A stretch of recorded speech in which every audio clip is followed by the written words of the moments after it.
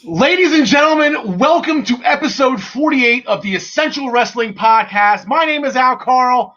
As you see, it's a little bit of a weird setup right now. I'm kind of front and center, more than I really want to be. We have all of our band of merry men here on our right. I am actually not here live today. These you're going to see me come in and out here in these little taped videos. It's NXT TakeOver week. It's WrestleMania week. We're going to do our WrestleMania picks this upcoming Saturday at 12 noon. We'll get into that in a little bit. But I can't pass up the opportunity to make my picks for TakeOver. Too many points on the line. It's going to be too great of a show. Ladies and gentlemen, welcome to the Essential Wrestling Podcast. Ryan, hit that money-making music.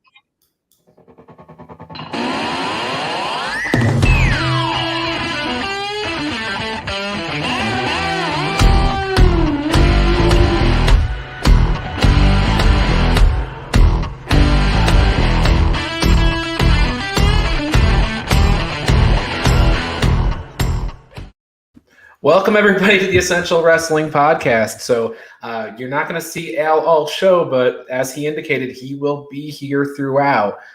We have a jam-packed show today. John Smith is here. John, how are you? Good, man. I'm not much of a glory hog like Al. I'll keep my opinions to myself right now. John DeCani, welcome to the show. The living legend is here. Yes, thank you very much. Good to be along with you fellas, as always. All right, well, today's show, like Al said, we have NXT TakeOver. We've got 10 matches to call there, so we're going to give you our analysis and everything on that. But we're going to start the show with Impact Wrestling. We have both their Thursday night show tonight, and we have Hardcore Justice. We have NXT UK Prelude this week. Gary will be here. We are going to talk through Dynamite. Then like I said, TakeOver. We've got SmackDown. And WrestleMania, we're putting all of that aside. WrestleMania, we have a special show that we're going to do this Saturday at noon. So stay tuned for that. Will be more details as we get through the proceedings here. But before we get to Impact, guys, tonight on the WWE Network, Peacock, whatever, WWE Hall of Fame, 8 p.m. This year's inductees include Kane, RVD, Molly Holly, The Great Khali, Eric Bischoff. Rich Herring gets the Warrior Award. Titus O'Neil gets the Warrior Award for last year. And then William Shatner, Jushin Thunder Liger, JBL, the British Bulldog, Davey Boy Smith, the Bella Twins, and the NWO. It's a big, huge set of two classes. Anything, John Smith, you go first. Anything you need to say about any of these inductees? I'm happy to see RVD is in there, but I'm also upset that RVD is at that point of his career because now he's the old guy. He'll never be winning a WWE title again, but he might win something somewhere else. But I guess, his days are over, and I'm really excited about Kane because I've said it before. I think he's the best big man in history besides Andre the Giant. Kane is one of those guys, as I've done interviews with several independent wrestlers down here in Florida, a lot of people talk about Kane as like this guy that they were really behind when they were youngsters, watching wrestling. He's like some of their favorite wrestlers. And it's kind of weird because he's not usually put in that Rock Stone Cold category, but a lot of people think that of him. John DeCani, what do you think of this year's Hall of Fame? Along the same lines as John Smith, Kane, just about the ultimate company guy. He's done everything for them, from spoofing other characters to ridiculous characters to his own quintessential character. And then he was in a suit for a little while. The guy's just done everything. And I feel like you're saying, I feel like I took him for granted, not realizing just how important he did to the company. But, very few people deserve it quite as much as he does. And of course, RVD is kind of my guy. He's the guy for me that when the obnoxious person says, I was onto that band when they were still underground, man. Like, he's that guy for me that I feel like I kind of discovered on my own. One of the first ECW shows that I saw and was just blown away by this guy. and we've watched his career all the way through, and he's one of my all-time favorites. So it's going to be really good to see him go in. Not necessarily looking forward to hearing him talk, because that was never the strong part of his game, but it'll be interesting to see what actually comes out of him. Well, we have shined a light on RVD here at the open of the show, much like the sun is shining on me. So if you see me throughout the show, it'll be over soon. The sun will go down here in Florida. One other Hall of Fame note: Batista was originally part of the 2020 class. He is not going to be going in this year. He'll go in at a future date, just because he wants to be there in person. I've also got rumors of Ozzy Osbourne going in. That's not been announced by WWE, so but we'll all find out tonight at 8 o'clock. So there you have it. James Wheeler chiming in, as he always does. We want Tyler. Well, you know what? We don't have Tyler on the show today, but I do have Tyler's picks for TakeOver. So let's make sure we mock him on all of those. And my man Al, he'll be here throughout. So without further ado, guys, let's get into Impact, because we have a couple of things to talk about. First and foremost, Impact Wrestling, not on tonight. It's on Thursdays, starting this week. And they've announced a 6-man tag for this week's Impact Wrestling on Access TV. And it is going to be Kenny Omega and the Good Brothers versus Rich Swann, Eddie Edwards, and Willie Mack. I should note, when we get to Dynamite, there's also a 6-man tag with Kenny Omega and the Good Brothers on Dynamite this week. So they're pulling double duty here. Take the banner down so you can see the Kenny Omega and the Good Brothers 4-0 this year, believe it or not. So John Smith, you know what? Sorry, John DeConnie, as the senior Impact correspondent. Who do you think is going to walk out with a victory here on the first Impact Wrestling on Thursdays? Yeah, I'm thinking just the fact that, like, at some point in time, there's going to be a moment where Kenny doesn't win, and in all likelihood, it will be in one of these tag matches. So I won't be surprised to be wrong if either Gallows or Anderson eats a pin here. But I feel like because it is their move, and they're actually getting Kenny in the ring on their weekly programming. It's not a pay-per-view or a semi-pay-per-view. I think it's probably going to be Omega and the Good Brothers pulling this one out. Okay. John Smith, what do you think about the match? I'm going the other way with it. I'm going Team Impact just because it's their first night on their new night. And, I feel like the Team Impact should look strong. And, I mean, even if they, win because they cheat, doesn't matter. I feel like they should get a win at some point, because Impact's been taking such a backseat to AEW in this rivalry. They just keep getting beat up, and I don't like it. Well, it is a little weird, right? The Good Brothers are technically Impact guys, although they don't seem that way in the feud and everything. But do you have a favorite for who's going to take the pin then, John? Probably Karl Anderson, because he always blames everything on the big man when he's the one that gets pinned. Yeah. That's exactly what I was going to say. Is Karl Anderson, I think, takes the pin here. Travis is chiming in the comments. He's tuning in from the Baltimore airport. #dedicated. Thank you, sir. We'll be seeing him down. He's heading on his way down here to Florida, so for Mania. So it'll be good to have him here. But another thing on Impact this Thursday, nothing actually has been announced besides that one match. Although Trey and Sami Callihan might have a match against Triple XL. Sami was going to consult with Scott D'Amore about a possibility for this match. So let's just presume that we're going to have the match. John DeConnie, back to you. Trey and Sami going to have a match here that spins into Hardcore Justice or something of that nature? Yeah, I'm wondering what the plan is here. Sami and Trey, like, I want to say Sami and Trey will do the win here, and then Sami will get in his ear and be like, "See, you should follow me. You should do what I say. Come along with me." But it almost seems like it makes more sense for them to have some kind of disaster, so that then they get added head to head to the Hardcore Justice card. So I guess if I've got to make a pick for this potential match, give me Triple XL. Okay. And then John Smith, as I line my eyes up perfect to look like a superhero in this. in this What's his name from Star Trek? I don't know. Rainbow guy. I was thinking Donatello. I don't know what you're thinking of from the Ninja Turtles, but yeah, Hardcore Justice sounds like a name of a show where we need a big Sami Callihan match. So one way or the other, John Smith, it seems like either Trey and Sami are going to have a tag match or they're going to be facing each other at Hardcore Justice. First, do you think we're going to get this tag match to Thursday? And if we do, who do you think is going to win? I'd like to see it. I don't know who wins that because it's all leading up to Sami and Trey. The Triple XL is just garnish, but I'll go with Sami and Trey to win it for no reason at all. Yeah. Plus, the back of your shirt says "I'm a Larry D guy," doesn't it? Yeah, and Espanol because this is a Legado del Fantasma shirt. So, yeah, I will. I'm going to go ahead and say they're going to have the match, and I'm going to pick Sami and Trey to fall apart. And Triple XL gets the win. So, Hardcore Justice, though, that's this weekend. That's their next Impact Plus special. We have 2 matches announced.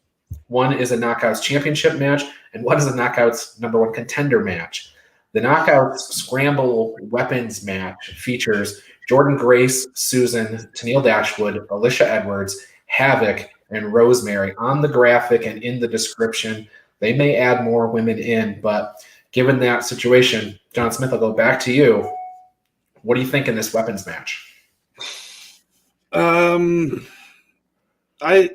think my pick right now is Havoc because she just split up with Nevaeh, and she's the face, and I've got Deanna winning against Jazz later, so classic face heel matchup there. And I mean, unless they add more people on Thursday, then I might change my pick, but I'm going with Havoc. Yeah, so John DeConnie, with that split with Havoc and Nevaeh, I was almost kind of thinking that Nevaeh might cost Havoc the champion or the opportunity here. What say you? Yeah, if she winds up in this match, that might make me change. But I am right there with John Smith. When I look at the possible setups for who faces Deanna next, I really would like to see Havoc be that person, and I'm sure she's got a lot of frustration to get out and give her a weapon. And oh boy, that could be a lot of fun to watch. So give me Havoc, unless we get a few more people thrown in. That might change my opinion. You guys have both showed your hand on the Knockouts Championship match here. But you know what? I'm going to pick Rosemary because of the simple fact that nobody was more excited about this being a weapons match, all weapons legal, and she is known for using a gun. So I don't see how she can lose. So I'm going to pick Rosemary, and unless maybe Rosemary shoots somebody and Havoc, throws her out of the ring and takes the pin for the win or something. I don't know. Anyway, Rosemary's my pick. Let's move on to the career versus title match here. Jazz is putting her career on the line against Jordan. I have Jordan Grace in my notes. It's Deonna Purrazzo. Jazz versus Deonna Purrazzo for the Knockouts Championship. John DeConnie, we'll go with you on this.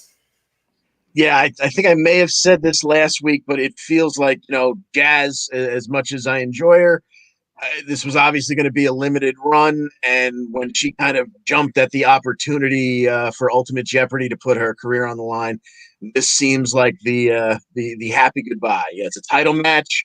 She'll do the old school thing of going out on her back and putting over the next generation.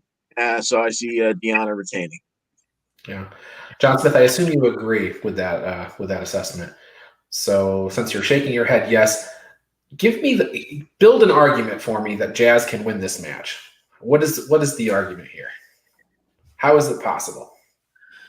The argument is Jazz somehow makes her tap out on Sunday, and then she loses it right back to her on Thursday. Okay. I think that's the only way that it happens is just like a dominant victory by Jazz where she just turns the title back over to Deonna or somebody else on Thursday. Okay. John DeConnie, you have another option. The other possibility, I think, is maybe because she's been so full of piss and vinegar, maybe Susan tries to get involved here because she's just so angry and accidentally hits Deanna with whatever she intends to hit Jazz with, and that winds up costing Deanna a pinfall. We are seeing a little bit of twitching from Susan lately, so and she might get hit in the head with anything in the weapons match. So we'll have to see how that turns out. That's a possibility as well. All right, guys, that's been Impact Wrestling. Our next segment is going to be NXT UK, which means you guys get to take a quick break as I bring Gary in. John Smith, before I do, though, is there anything you want to say to Gary? Because I know he gets out of here pretty quick afterwards. Well, I wore this shirt specifically for Gary. I let him know before, and then I also just want to say that Jordan Devlin is the Irish arse, not the Irish ace. So that's how I feel. Okay. Well, let's hurry up and get you off the screen before Gary throws up. So thank you, John. See you guys back in a minute. All right, Gary, do you need to respond to that real quick? He's let himself down by every time he opens his mouth. I don't need to respond. Just, it's obvious. He'll be eating several ton of humble pie at the end of this week when Jordan brings both belts home and we traipse round playing our borons and with our shillelaghs as we celebrate the Irish bringing it home. You think this will be the best singles ladder match at TakeOver the best singles ladder match that we've had in years? Or can you think of any other great ones recently? Yeah, I mean, it's a fairly good chance. I mean, it would have been a great match regardless. And when they put the ladder match, you know that they both, neither of the two of them will leave anything behind. They will step in, especially actually, I think Jordan, and I know obviously all the stuff with Jordan Devlin, but because he's going back across, will feel like he has something to prove, to go, okay, I was meant to be the champ. I was meant to be back and forward. Now I'm here. Let me show you why. And so he will step everything up again. So I'm really looking forward to it. Yeah, I'm looking forward to it too. And I am Camp Devlin. I show my hand now. So let's get into NXT UK. But we can't get into Prelude without first talking about Tommaso Ciampa getting a shot at that NXT UK championship at TakeOver. So, Gary, what's going on with Ciampa versus Walter on one night and Rampage Brown versus Walter on the next? No, I would quite like Walter's air miles. I think if he's getting some sort of flight miles, it'd be great for him. I know. I mean, obviously, as you say, we've had Rampage and Walter built up for Thursday night, and now we've got Ciampa and Walter for Wednesday night. I think Walter goes over on Wednesday night. I don't think Tommaso wins the belt. We were funny as we were talking before we came on live, just to say, like, could it happen? What would go on? And it could. It would be great to see Tommaso over here, but I don't think it will. I think it'll be Walter will beat him. Literally will beat him. I think it's going to be one of those hard-hitting matches. We've seen what Walter and Ilya Dragunov was like, and I think we're going to get another one. And again, much as with Jordan Devlin looking like he's something to prove. I know in that the NXT press conference stuff this afternoon, I know Ciampa said that there was a bit of stuff back and forward, almost like he has something to prove to himself because of how he's been with his neck and everything over the last couple of years. This is him stepping up again to another big, proper main event against a proper big boy. So this will be interesting to watch it. Yeah, I'm really looking forward to the match. I do have fears that it could be a short match. Mm-hmm. It's either going to be short or it's going to be great. Yeah. So I just can't figure out quite yet what it's going to be. So, but NXT UK Prelude, it's at the first of its name, I think, this particular show. We've got 3 matches announced. The first one we should talk about is the women's tag. There's a women's tag match here. Meiko Satomura and a returning Millie McKenzie versus Kaylee Ray and Isla Dawn. I mean, I have to say, sorry, I know I almost stumbled over my words there. The women's roster in NXT UK is just immense. I mean, it would take on any of the rosters in WWE or any of the rosters anywhere around the world for talent. and I can't wait to see that. I do think that Meiko Satomura and Millie McKenzie will go over. I think they'll look to kind of make a big deal of Millie being back again for the first time in 2 years. But it was a nice move. Obviously, we talked last week about what we thought would happen with Isla Dawn and what would go on. I didn't see them necessarily pairing her and Kaylee Ray up just so quick, but the fact that they have is great, and it should make for a really, really good and really interesting tag match. Now, Isla Dawn, it seems like getting a little bit of momentum behind her, but yet I'm kind of with you. I think Mako and Millie are going to win this match, but Isla Dawn taking a pin right as we're starting to boost her up doesn't seem right either. So is it possible that Kaylee Ray takes the pin here to set up a match against maybe Isla Dawn for costing her the tag win, or against one of the other two? I mean, we just saw Mako, so that probably isn't the case. But yeah, I mean, it depends obviously where they want to go with it, because I had figured out that Aoife Valkyrie would probably be next for Kaylee Ray, but obviously we know she's not in the match.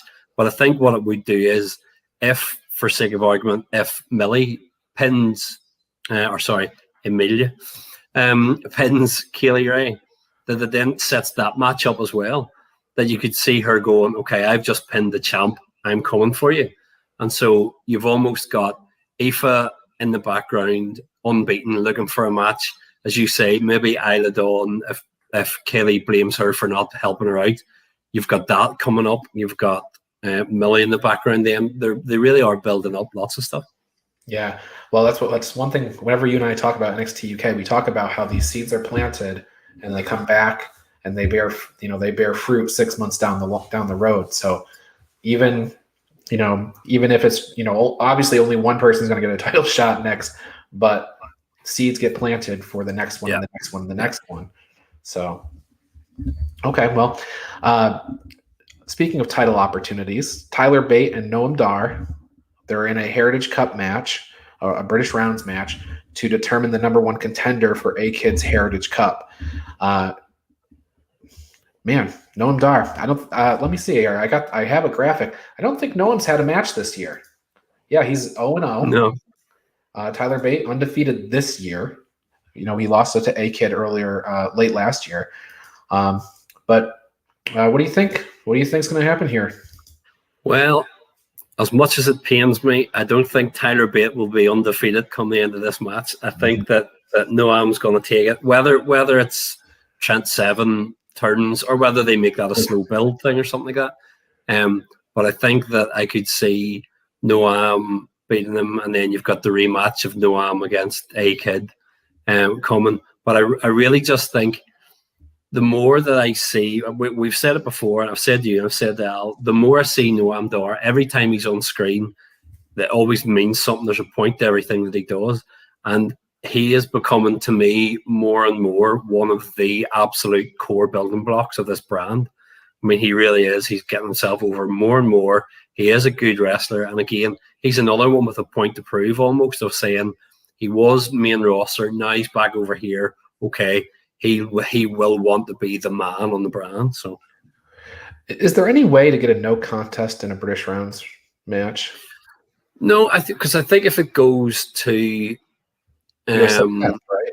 Yeah, because sudden death, if it's a draw, if it's 1-1 after the 5, it goes to sudden death. So somewhere down the line, it could be the first ever 24-hour match. They'll still be going on next year's takeover. They'll still be wrestling. Well, yeah, WWE has programming going all weekend, so that's okay. They'll be wrestling when WrestleMania starts. But the reason I brought that up is because Shaw Samuels and Trent Seven are going to be cornering these guys. So it kind of, like you said, maybe Trent turns or something like that. But it kind of makes me think there should be a tag match coming out of here too. So yeah. Okay, so then Walter and Rampage Brown. So this is the big one. Is Walter's title in the most jeopardy it's been in a long time? I think so. I mean, he's had good matches, and I mean, he's had the stuff with Coffee, and he's the stuff with Dragunov, all the things that have gone on. But as I say, we've had Pete Dunne in the background, so on several months ago. But I think with Rampage coming in, they've looked to kind of set somebody up to be the new standard bearer, and that's why, to me, I think that if Walter beats Ciampa, well, as you say, whether it's short and quick and decisive or whether it's just a good win, if he beats Ciampa, then to me, I think Rampage beats him for the title, and then they make a really big deal of he just beat Tommaso Ciampa. Ciampa's one of the best, but we've just beaten him. And I actually think, and I've given them their props before, and I'll say it again, I think that for the Rampage Walter match, I think that Andy Shepherd and I've just Nigel McGuinness almost take a blank for a second on commentary will add heaps to that match. Yes. They really will completely, just as all good commentators should, they will help to build that so that when, to me, on the assumption that Rampage wins, they on commentary will build that up to being the biggest thing. So I think this whole UK prelude, especially with the Walter and Rampage Brown match at the end, I think it's the sleeper show of the week, because I think, it's going to be the least hyped, but that match, that could be amazing. And if there's a title change, it's somewhat historic. It'd only be the third in brand history since 2018. I can't remember. Long time.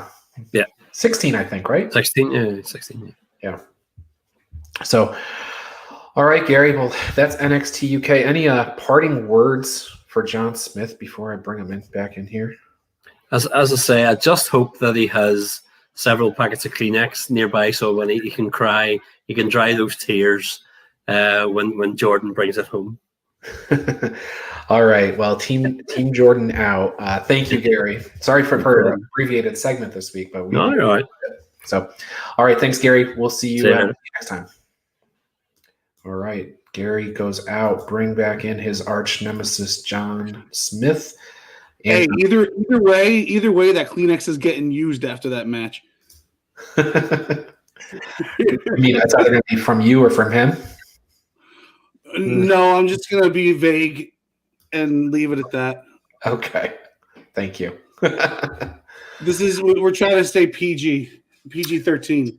Yes, I appreciate that. And I didn't put up my Walter and Rampage Brown graphic, but while it's still fresh in everybody's mind, they're both 2-0 this year. So you got two undefeated guys competing here, unless Ciampa beats Walter on TakeOver. So, all right, guys, are we ready to talk AEW Dynamite?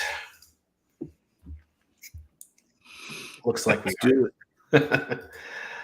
All right, let me switch the thing at the top. Take that off. There we go. Okay, so Mike Tyson's coming back this week, and the Inner Circle is got a advertised return this week. Last we saw Mike Tyson, he was getting into it with Jericho. So, guys, I guess the first thing I want to ask is Mike Tyson joining the Pinnacle? John Smith. No, I don't believe so.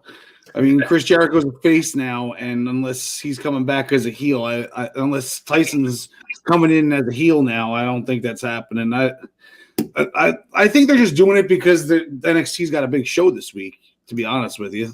Like, why is this happening now out of nowhere?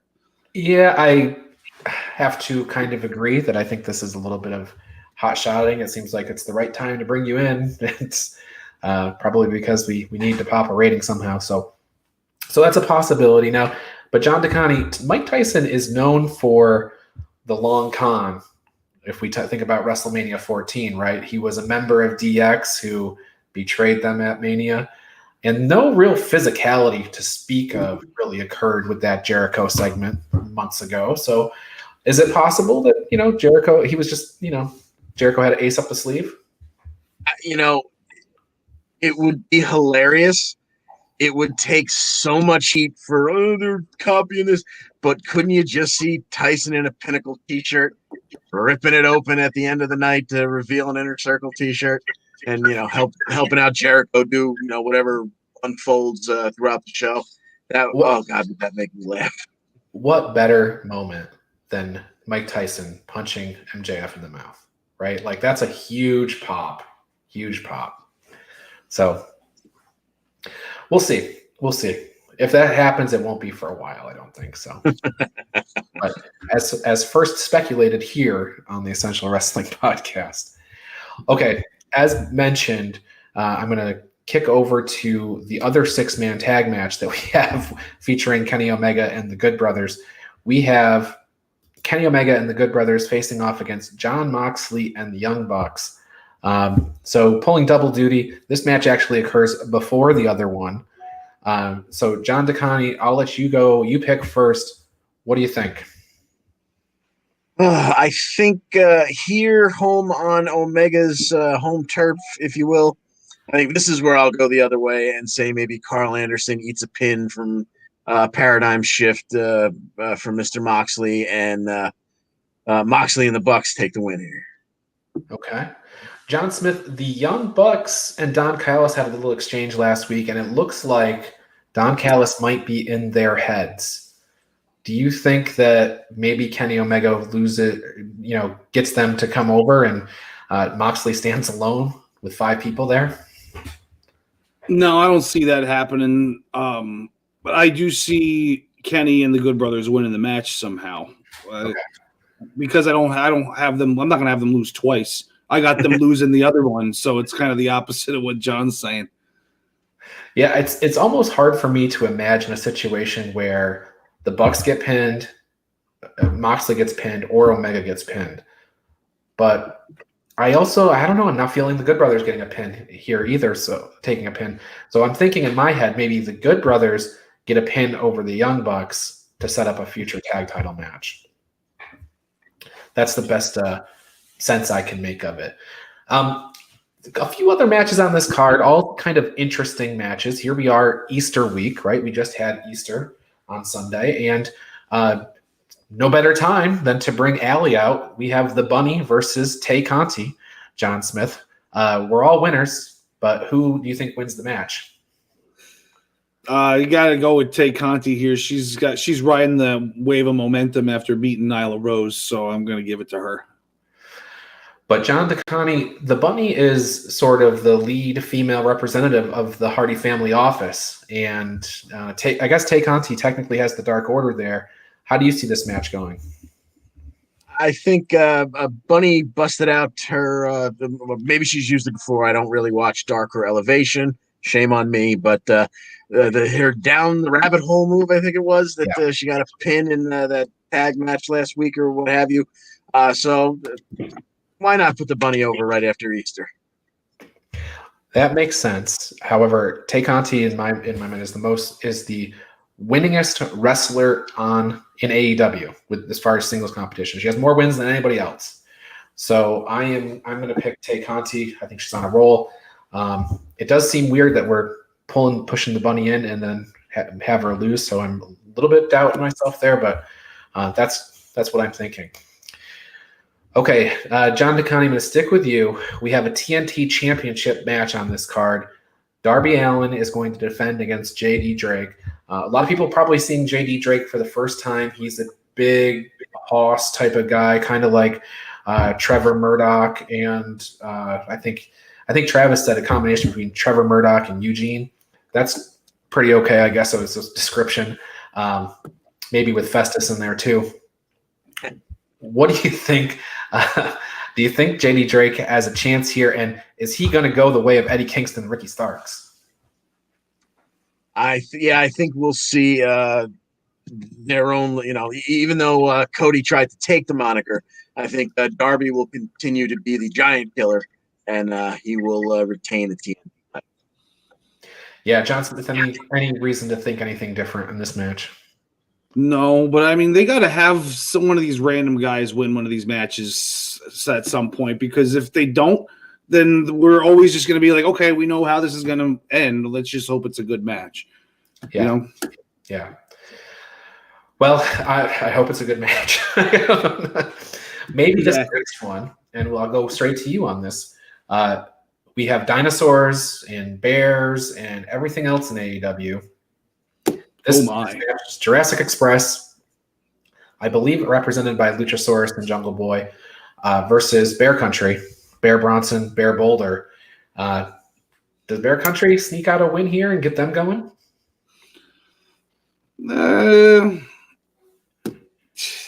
This is like a true coin flip, I think. Yeah, I'll go with Bear Country because, like I always say, Lucha. What are their names again? Jungle. Oh my God. Lucha Junga Dinosaur Stunts. Jurassic Express, I think, is what they go by. Jurassic Express. Oh my God. Like I haven't been covering them for over a year now. They don't need to win. They're always going to be over. They'll nobody will ever not take them seriously if they keep losing. So, let them put somebody over. Sure. Okay. John DeConi, do you think, assuming the tandem is Jungle Boy and Luchasaurus, which I think it is, do you feel the same, or do you feel that Jurassic Express is going to get the win here? It would be easy to go with Jurassic Express here, but I think John's got a point. We're never going to not root for Jurassic Express. They got their fun new music. They got their extra, little leprechaun jumping around with them and whatnot that always makes us smile. As a Bears fan, why not have Bear Country pull out let this be that moment of the night that you go like, oh, hey, we actually have to watch some of these matches play out now. They're not all just going to go chalk. Yeah, no, that's fair. I'm going to go the other way, but I'm going to say it's because Marco Stunt's there, and the reason I think I'm saying that is, AEW loves a faction or a trio or something like that. So maybe Marco costs Bear Country the match, but then Bear Country gets an ally, so then we have a 6-man match coming up down the road. So. One thing has to build to the next, So that's where I'm going with this. I'm going to say Jurassic Express with the big assist from Marco Stunt. With that said, anything else on Dynamite, guys, that you want to talk about? John, we had a new faction birthed last week, and nothing could have made you happier, right? I mean, Cody Rhodes taking, Cody, Dustin getting all bloody. Oh, yeah. Pile driver. Anything jogging your memory? I know you were fast forwarding until the turn. Yeah, well, when you said new faction, I was like, wait, we already talked about Pinnacle. But then I forgot because I always like to keep Cody not even in the back of my mind, but like out of my mind. So I wasn't thinking of Cody at all. But it was nice to see him get his ass kicked last week and by a bronze medalist Anthony boxer. Yes. Yeah, a go-go, which to see his name written down is just weird. Like, it's fine to say, but when you just see a bunch of O's and G's on there, it doesn't seem real. It is interesting. They, Anthony Ogogo was their very first developmental talent signed. They signed him, and I guess they brought him over to Atlanta where he's been training ever since. But he is a credentialed boxer. He's a Olympic bronze medalist, and his was his first physical appearance on AEW programming. He has been commentating on Dark and Dynamite stuff. He is a QT guy though, so it's not surprising that he did that turn with him. So good stuff. I look forward to seeing how that unfolds in the future. I know, John Smith, you could care less. All right. Well, are we ready for takeover or what? Oh yeah. Let's do it. All right. Well, that said, let me take down our nameplates. I'm gonna take down this thing, and that can only mean one thing. We're naked. We gotta run in. Oh no. Move it on over. All right, so we are going to get into TakeOver. TakeOver is a too big for just one night, starting tomorrow night, 8 o'clock, the last Wednesday episode of the Wednesday Night Wars. They're going live night 1, 8 p.m. on USA Network. Tomorrow night, night 2, will be on the Peacock Network in an absolutely amazing exclusive night 2. NXT is going to kick things off for WrestleMania weekend. Here are the standings going into. I'm Brian. I am not sure if you threw this up there before you did your Hardcore Justice picks, but here are the standings going into NXT TakeOver starting tomorrow night. As I have a very small lead over John DeConi. I believe if my math is correct, that is 11. Ryan is not too far behind. John Smith, even having the most wins or the second most wins out of everybody, is just not getting the correct matches right. Tyler, when he chimes in, he's not doing that bad, but he has hit the century mark in the loss column. So see if Tyler can make up some ground.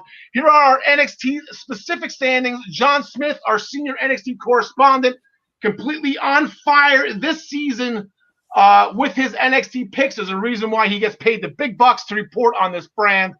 I'm not too far behind him. John DeConnie not too far behind me. Ryan's right there as well. Tyler's probably missed a couple of shows, but that is okay. I know Tyler is a very, very, very busy man.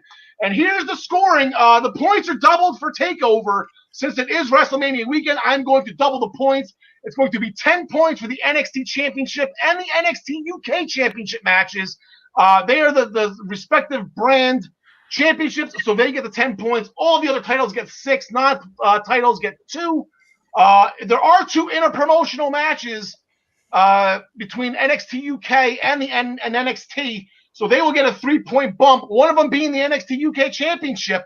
So the perfect pay-per-view bonus will be 13 points due to Walter and Ciampa being a 10-point NXT UK title match along with the interpromotional goodness. So with that, we're going to kick things off, and we're going to do it with the NXT Tag Team Championship. The weird thing is, I wanted to do this one first. Here is the title history. The champions, there are no champions right now. The title is vacated. So some of this is a little bit of irrelevant that the champion is 14-10 with 14 title defenses in the TakeOver. But here's the funny thing. We haven't seen the NXT Tag Team Championships on a TakeOver since TakeOver Brooklyn when the Broserweights, Pete Dunne and Matt Riddle, back when Riddle had a first name, they defeated the Undisputed Era to become NXT Tag Team Champions. That was February 2019. The time before that, the last time there was successful title defense, the Street Profits were in NXT. They defeated the Undisputed Era in Toronto.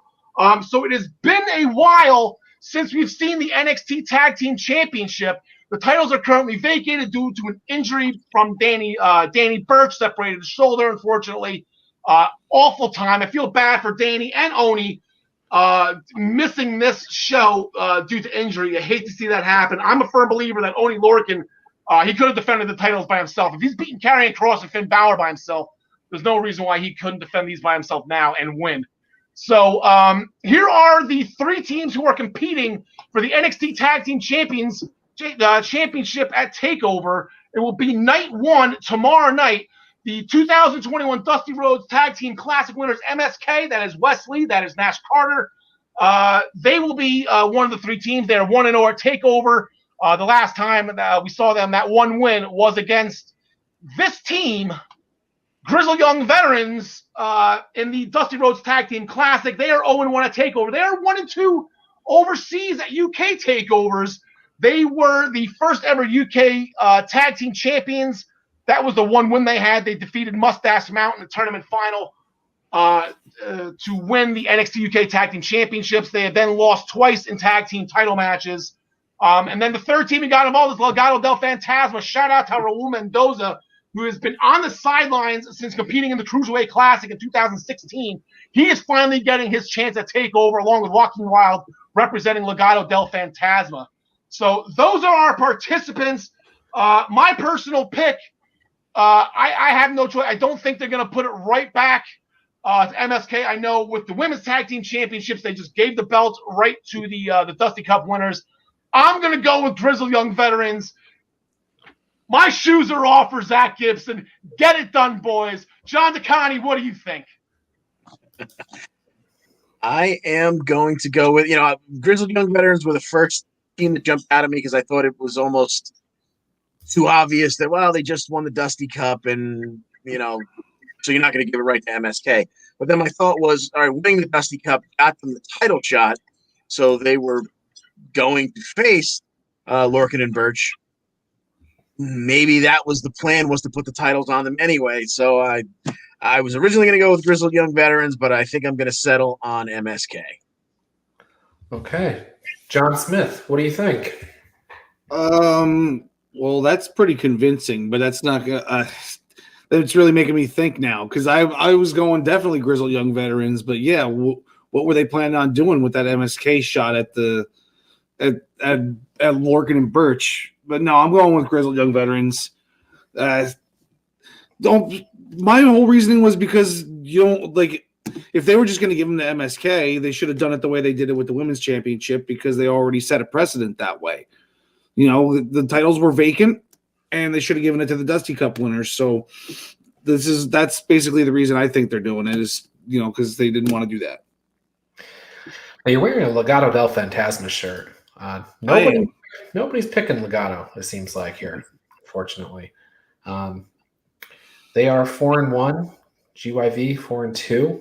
So I'm picking MSK as well as in addition to John DeConnie. So I think we have a tie. So I don't know what we do in the case of a tie. I do know what we do in the case of a tie. We consult Tyler's picks, which I happen to have. Tyler is picking the Grizzled Young Veterans. So John DeConnie and I make up some points. Maybe I should switch my pick then. Yeah. Based on those statistics, Tyler has over 100 matches incorrectly. So I don't know if I picked that many matches. So. All right. Sorry, Tyler. We took a shot at you. That wasn't very nice. We're going to move on to our next match.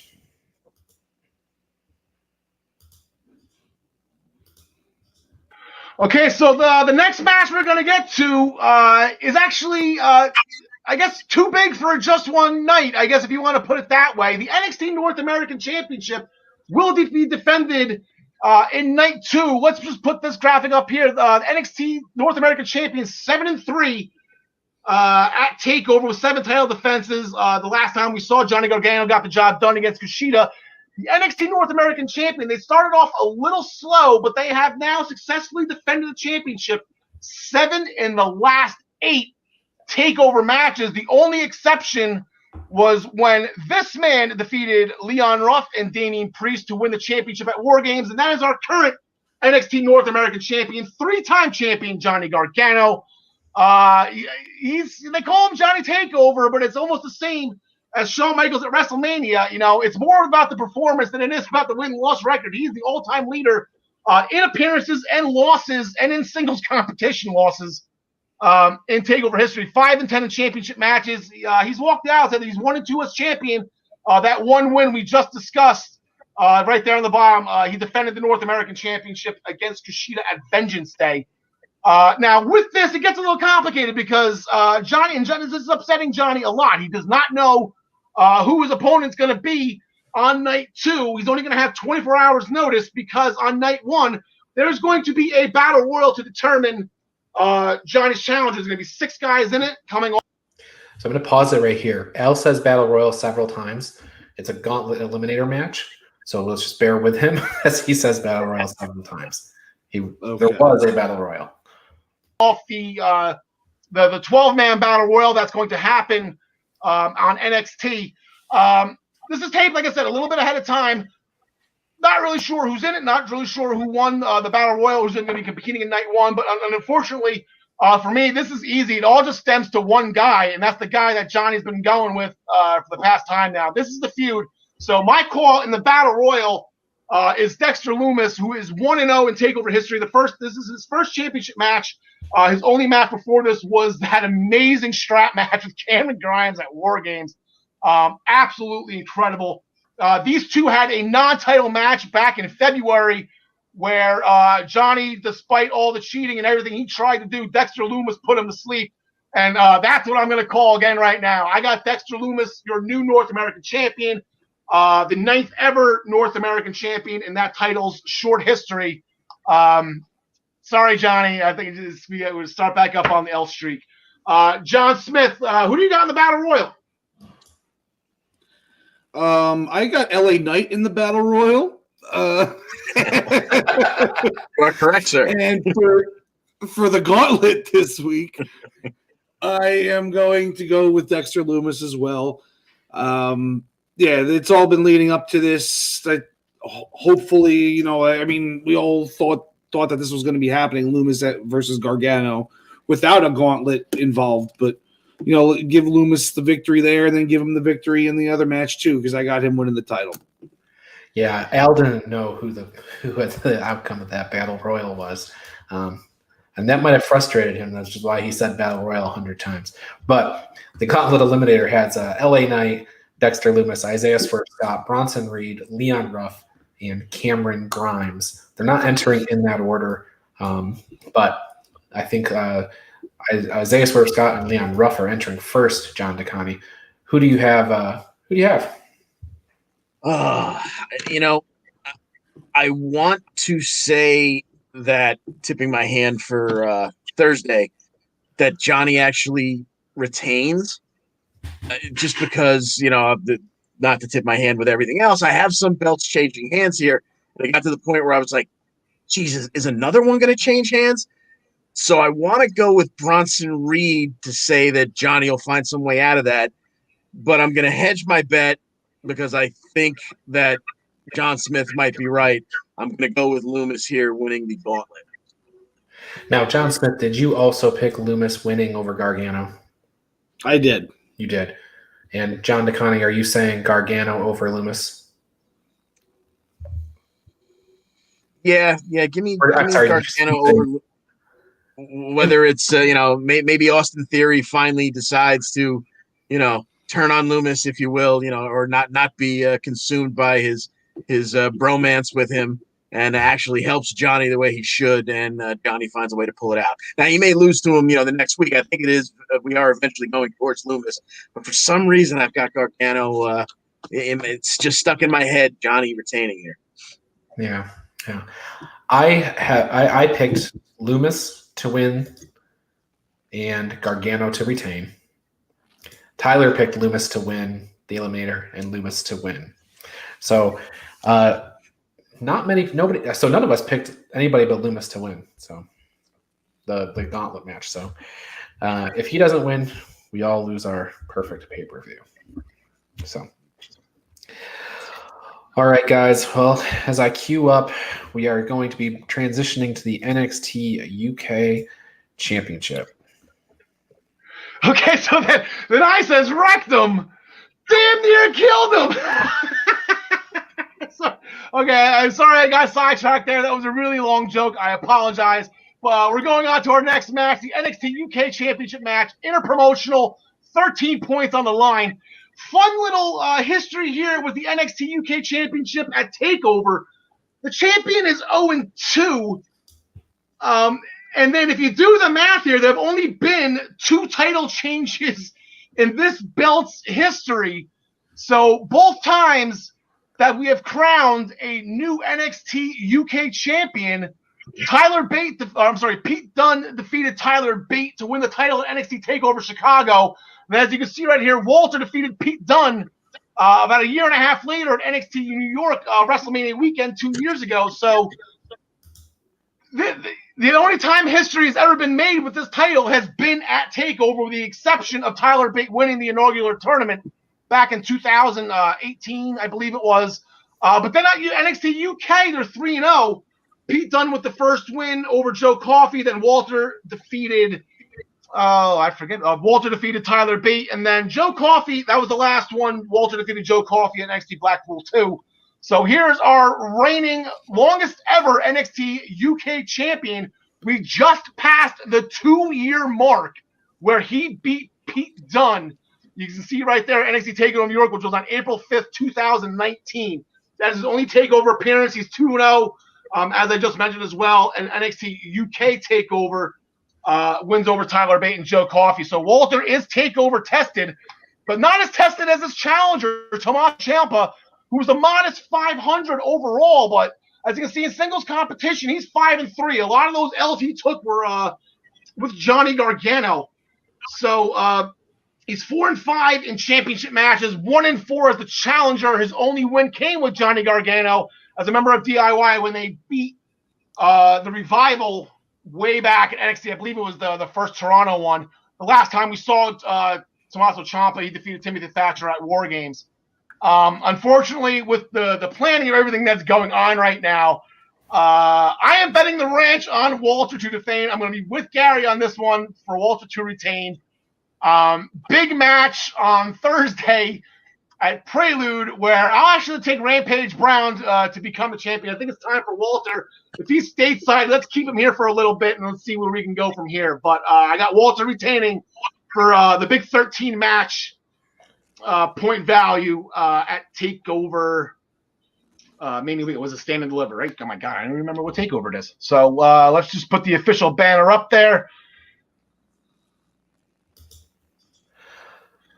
All right. Well, either the clip ended or I cut it too early. So, John Smith, why don't you weigh in, Walter or Tommaso Ciampa? Yeah, I can't think of any way that Walter does not retain this title. I think maybe Thatcher comes down and does something on behalf of Walter to set up more Thatcher versus Ciampa feud going forward. Because as much as they have a bromance, I don't think that's lasting very long. It's not going to be like a full-fledged tag team. So yeah, I definitely got Walter winning, and let's look for Thatcher to make an appearance in this one. The man with 3 H's says, "Greetings, gentlemen." So it's always nice to get a shout out from Triple H on these shows, especially during our takeover discussion. Time to play the game. Well, so John DeConnie, I don't know. I watched that clip multiple times before I put it up. I don't recall Al getting cut off there at the end, but I haven't been able to catch up with that joke in the beginning either. So I'm not sure what's going on there. But Walter and Ciampa, and then I guess Walter and Rampage Brown, or Ciampa and Brown, or whatever you want to do. But give us your thoughts there. Yeah, it would just be so. I think this match could be, as you mentioned with Gary, it could be very short. In which case, Walter, in a walkover, or it could be quite lengthy and steal the show. But I think either way, I think the big man retains. But I like the idea of this 700-day reign coming to an end when he goes back home, even though we all know that's already been taped, blah, blah, blah. But, I could see him dropping it. I just don't think it's the Ciampa. I think it would more likely be Rampage. Imagine the situation where you tape the episode where you lost the belt, but yet you still have to carry it through the airport. That must be horrible feeling. I've picked Walter here. Tyler, I wish he was on the show so we could quiz him on this. Tyler has picked Ciampa. So, again, we'll just shake our hands at those 100 losses he has, I guess. So yeah, I think Walter's got that title till at least 1,000 days. Wow. It's a Bruno Sammartino era. Our guy, yeah. If he gets through Rampage Brown, he's going to have it forever. It seems like. I don't think they have anybody lined up to take him down. Okay, guys. Well, let's see. We're still in night 1 of TakeOver. By the way, we haven't even made it to night 2 yet. But we have another big singles match coming up. Okay, so in a match that was made last Wednesday in the Eliminator Gauntlet, the Battle Royal qualifier, Pete Dunne and Kushida got into it. So shout out to John Smith. He correctly predicted this in his TakeOver prediction series that we've been doing the past couple weeks. Shout out to him. So let's just get right to it. Pete Dunne's been a seasoned veteran at TakeOver. This will be his 10th appearance. A little bit under 500, 5-4 overall, 2-3 in singles competition. And then the last match, like you said, you look there at Vengeance Day. He challenged Finn Balor for the NXT Championship in an absolutely incredible match. Came up short, which is unfortunate. But Pete Dunne is now he's starting to make these lists, these top 10 all-time lists in TakeOver history. Kushida's just starting out. He had his first TakeOver at Vengeance Day as well. He lost in a championship match. He challenged Johnny Gargano for the North American Championship. He came up short as well. So 2 guys coming off L's, going into, I believe it's night 1. Maybe kick off the show, start this party with a bang. Hashtag show stealer alert coming up. I am actually going to go with Kushida on this one. I think Pete Dunne can take losses here and there. No any respect for him. A lot of people had Kushida beating Gargano. So I think maybe this is a nice way to get his first TakeOver win. Get him into the action, going forward and start building him up for some sort of championship run, whether it be the Cruiserweight, North American, or maybe even a world title shot. Who knows? An NXT title shot. John Smith, what do you got here, pal? I definitely got Pete Dunne winning this one because Kushida is much like the Jurassic Express, where he can keep losing and we will always root for him because he's that good. Fair point. Fair point. It's the second time you've made that argument today, John DeConnie. Yeah, I agree with John Smith that Pete Dunne takes this. I think, he's been doing a lot of chest thumping that he's the best wrestler in the world and how, I dare anyone to come prove me wrong.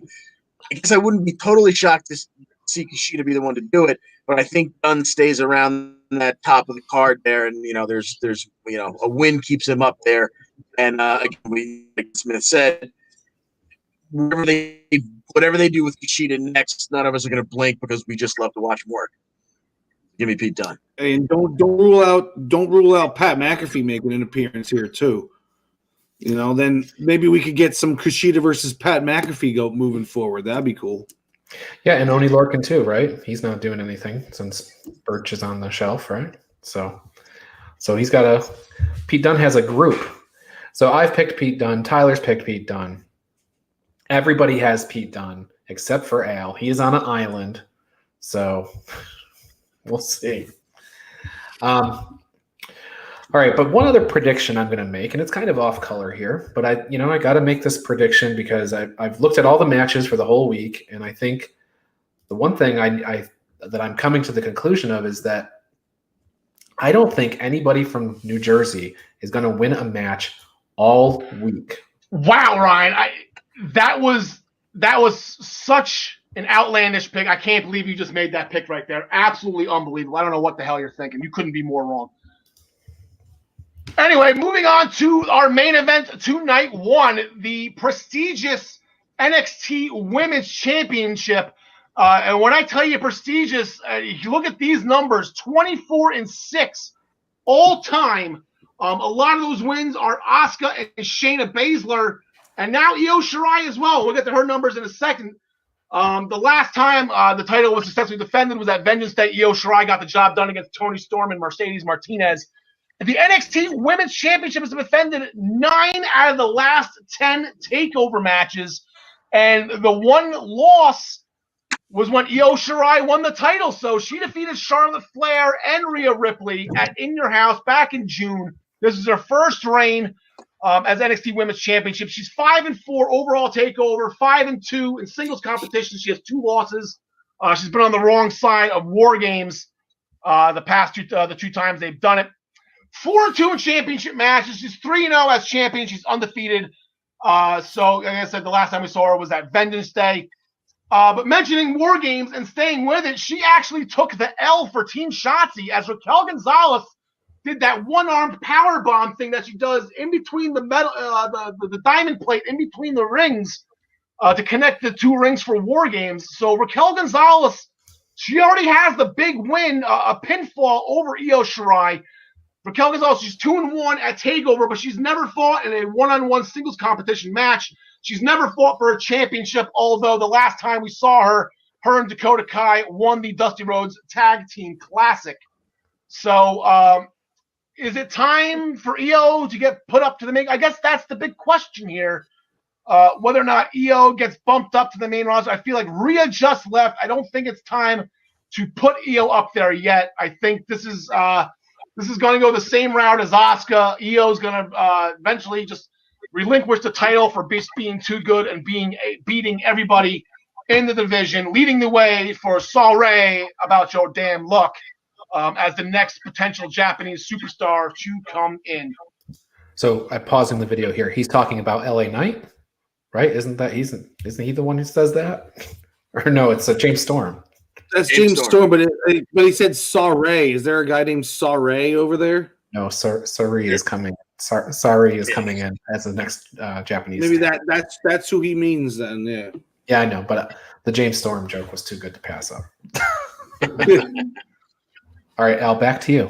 Ryan, I took the shot at you for making a bad pick. I hope you make a better pick on this one. Ryan, who do you got? Apparently, Al did not like my pick on Jersey, I guess. So I have Raquel Gonzalez winning here. I know he picked Io Shirai. He set it up nicely. Talked about War Games and how she had these great moments in War Games. He didn't talk about those. but when she came off that cage, both with the trash can over her head and otherwise, I'm a Shirai guy till the end, but I think she's going to lose the title here and maybe move on. So, John Smith, how about you? I think this is the hardest match to pick on the whole card over the 2 days. I will reserve the right to change my pick, but I'm going with Io. I've been calling for Raquel for months now to be the next one, and it just, I don't know, it just doesn't add up to me for some reason. She's almost been too dominant the past few weeks that it's just another obstacle for Io to overcome, it seems like. John DeConnie? I have flip-flopped on this match so many damn times in my head. And watching last week's NXT, I thought I had finally, what I thought was playing out in front of me, I had finally decided that Io was going to retain because she had attacked Raquel, 3 different times and gotten beat down. And I was like, okay, Raquel keeps getting the upper hand. It's going for, she's going to retain. And then she comes out for that last segment. She finally gets the upper hand. She loses her mind celebrating. And I said, are you doing this to me again? You're making me switch my pick again. The hell with it. I circled it in red pen. I've got Raquel, new champion. I'm going to change my mind 5 more times in my head. I'm saying it now, so I'm going to make the pick on the website. Put the points on Raquel, new champion. Raquel Gonzalez, main event of night 1. So I think we're 50-50 on that again until we factor in Tyler's pick. And he has picked Io Shirai. So, and James Wheeler, he chimes in, also said he doesn't have a pick here, but it says if Io Shirai can pull it off, then he thinks either Xia Li or Taya Valkyrie / Frankie Monet takes the title from her. And guys, we didn't talk about this earlier because we didn't recap the last show, but the whole Frankie Monet thing, that's the name of the dog, right? That's what we're saying, right, John Smith? I really hope so. I really don't want to be calling a chick Frankie for the next 5 years, Yeah, well, I'm excited for Taya to make her debut. That'll be the Tuesday after WrestleMania. And yeah, I remember that Xia Li thing is, now that I've been thinking more about it, Xia Li has overtaken Raquel in my mind as like the next champ, Really? Yeah, because they're making her out to be like more dominant than Asuka was. So, I think that eventually she's just going to kick Io's head off in 5 minutes and win a short match. I guess maybe it depends on where the expansion is next. Are we going to get NXT Japan or NXT China? If it's NXT China, you want Xia Li as your champ. John, did you have another point on DeConnie? Just about Frankie, calling a chick Frankie for the next 5 years. Remember, according to Dreamer, her sentence is probably 2 years with an option for a third. and he would know. He would definitely know. Changes you, man. Well, we already talked about this match, but I made a graphic, so I wanted to put it up. So we got Johnny Gargano versus, I guess, Dexter Lumis is who we've all determined it's going to be. So there you have it. But coming up after that, we do have the NXT Women's Tag Team Championships. And I'm sure Al will tell us that right now.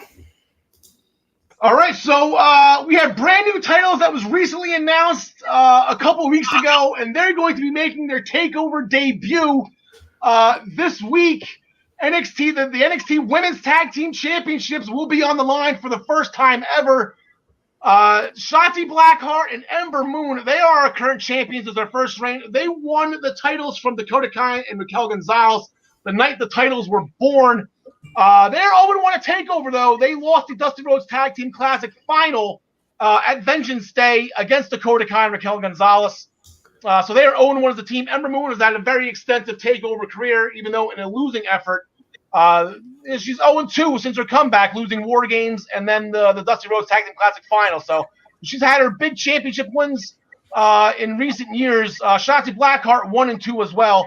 They're going to be challenged, by the way, They wanted to do things on their time, on their stage, and this is their stage. So Indy Hartwell will be making her NXT TakeOver debut. Candice LeRae, she's 2-3 in TakeOver history. Both of her wins came as a result in victories at War Games. So where do we go with this? I know the old adages. Let's go through their history real quick first. Ember Moon and Shotzi Blackheart. They defeated the Way in the semifinals of the Dusty Rhodes Tag Team Classic. And then they defeated them again. I believe it was the NXT after TakeOver Vengeance Day. And they got distracted by the freedom of Austin Theory. Candice LeRae kind of left Indy Hartwell hung out to dry. So Shotzi and Ember got 2 wins over the Way so far. And as we all know, it is tough to beat a team 3 times in the same season. But John Smith, I am not going to steal your thunder here. When you gave me your card for NXT TakeOver and you put in parentheses what's going to be happening in this match, I completely agreed. I completely excited for it. So I am just going to keep my mouth shut with my reasoning. I'm taking Ember and Shotzi. John Smith, I'm not going to steal your thunder. Take it away. Why are we picking this match? I have no idea what he's talking about. No, I'm just kidding. I've got Tegan Knox coming back after all this time. Candice LeRae, after all, was the one who put her out of action, out of commission. So yeah, I've got I got Shotzi and Ember winning, whether they win clean or whether they win because Tegan comes out. I think Tegan's coming out at some point before, during, or after the match to get her revenge on Candice. Yeah, that's a very interesting set of circumstances there. So, John DeConnie, I believe you called for Gargano retaining the North American Championship. Is it possible that the gold is consolidated into the Way here? I have bet on Gargano's sweeping probably 4 different times. That wasn't always for belts, but and I've never been right. So I'm going to go away from it here and say that Shotzi and Ember retain, and I will probably be right that it will be a split, but I will have gotten them backwards. So now I've picked Ember and Shotzi as well. But here will be my reasoning for future storyline if they were to lose the titles. We'll say Candice and Indy have titles. Johnny Gargano has titles. What does that? How do you think Austin Theory feels in that equation?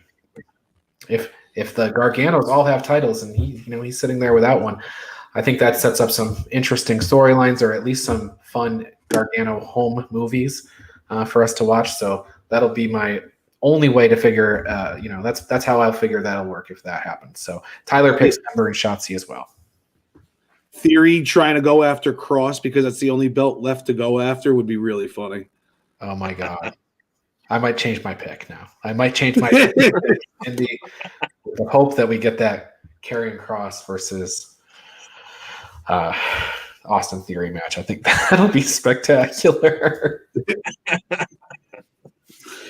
We have talked extensively about the ladder match already on this show, and obviously that we knew that was going to happen with you, John Smith and Gary firing shots back and forth. But we need to let Al have his say in the matter, of course. So let's bring up his video on the ladder match. Okay, now this is probably the most anticipated match in my eyes. This has been brewing with Gary and with John Smith for weeks now. Who is the true Cruiserweight champion? We have been waiting for. Which, by the way, it's not John Smith or Gary. That's not the Cruiserweight champion, the true Cruiserweight champion. I don't think I would make weight. And I know I wouldn't. So. All right, back to Al. For this match, ever since NXT UK started back up again. So let's just get right to it. I don't even know how you're supposed to score this. The NXT Cruiserweight Championship only been defended once in TakeOver history. That was at TakeOver 31, where Santos Escobar, he defeated Isaiah Swerve Scott to defend the title. So it's a short title history here in TakeOver. Santos won the championship when the title was maybe we thought was vacated NXT UK got paused with the pandemic, so it was overseas with Jordan. They held a tournament. Santos Escobar back when he was El Hijo de Fantasma, which of course translates to the Hijo of Fantasma. Now, what Hijo means, I have absolutely no idea. I guess I missed that on the SATs. But I'm pretty sure it means the sun. Well, he was kidding. He just pronounced it in English. Santos Escobar, after he beat Drake Maverick in the tournament and then proceeded to beat the crap out of him afterwards, aligned themselves with Raul Mendoza and Joaquin Wilde, and that is the faction that we all know and love today. But then here's the Cruiserweight Champion. Once NXT UK started back up, the belt never left Jordan. Jordan won a fatal four-way back at Worlds Collide last January. Angel Gara was the champion. Travis Banks was also in the match. I forget who the third might have been. Isaiah Swerve Scott was also in the match. Absolutely incredible match. This will be Jordan Devlin's first stateside takeover. He's 0-2 overseas. He lost to Tyler Blade at back NXT Takeover Blackpool 2 at Blackpool 1. He unfortunately got snuck by Finn Balor. So, Takeover hasn't really been too kind for Jordan Devlin. This is a toss-up. We could go either way here. My heart, my love, my soul is with Jordan Devlin. My mother is, again, 100% Irish. I want to go with him. Don't tell her I'm betting against Ireland here, but I am going with Santos Escobar. I'm with John Smith on this one, Gary. I am so sorry. I just don't see the belt going back over there. All the cruiserweights are here, and Jordan is now fighting guys like Dave Mastiff, and he's making guys like Trent Seven bust their hump to make weight for this. I don't think there's any reason to bring the belt back overseas, and I feel like Jordan's not done over there. I think Jordan's going to be a future NXT UK champion. So I am going to stick with I'm going to go with John Smith on this one and take Santos Escobar. John Smith, agree with me now. Yeah, I am not going to agree with John Smith, apparently. I know this is going to be a big shock to you guys, but this is for points, man. This is a double championship match. I think Santos loses this match, and it won't make him look weak either because he's not getting his shoulders pinned in the mat. I think Devlin is staying stateside, and he's going to stay as cruiserweight champion. And I like to see Escobar be the first program that Karrion Kross works as champion coming up.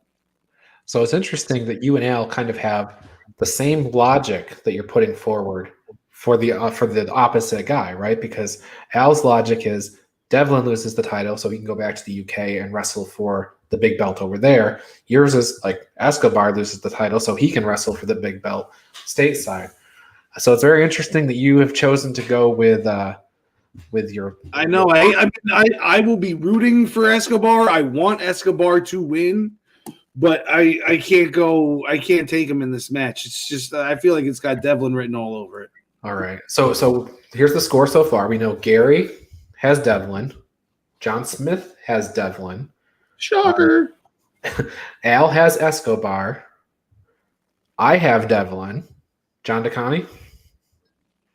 I'm going to go with Devlin as well. I think, like John Smith said, I think Escobar, there are bigger things ahead for Escobar. I think he's got the body style that he can, like they do in Japan, just put on a little more rip and, suddenly he's very believable fighting against the bigger guys and whatnot. And he's got the whole group to go with him. So again, John Smith made the great point that you don't really look weak when you lose a ladder match. So he doesn't really have to take much of a hit to any kind of role he's on. And him and the Legatos can roll right into the next storyline with, he might complain and blow it off, this, that, and the other thing a little bit. But I think Devlin reminds me more of what a cruiserweight champion should look like.